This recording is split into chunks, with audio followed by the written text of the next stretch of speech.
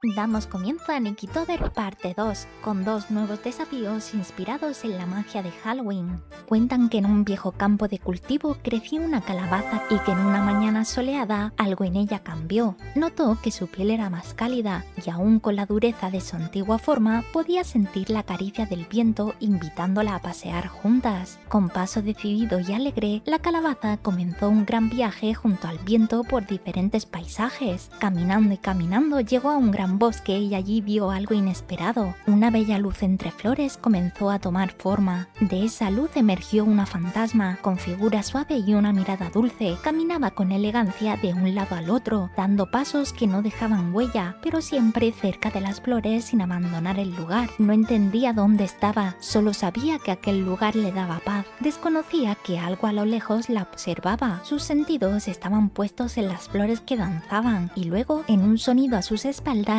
que era cada vez más cercano. La dueña de ese sonido se paró justo a su lado. No había palabras, solo miradas y una especie de aceptación de las flores y el viento. Unidas en ese curioso encuentro compartieron horas de juegos y calma, hasta que el viento volvió a soplar y la calabaza sintió que debían viajar. Malamente pensó que su amiga fantasma la seguiría, pero esta se negó a dejar atrás a las flores. La calabaza no insistió, creía que su nueva amiga aún tenía raíces invisibles y quiso mostrarle cómo podía soltarse. Le señaló nuevos caminos y también le mostró cómo ella había aprendido a moverse, pero la fantasma no la entendía. Pensó que todo era parte de la diversión, así que le mostró algo suyo, el poder de flotar. El viento cada vez era más débil e hizo comprender a la calabaza que ambas tenían sueños diferentes, así que junto al viento debía continuar su camino. Ambas se abrazaron con ternura, conscientes de su separación, pero agradeciendo en silencio la compañía y la diversión compartida. Junto a ellas,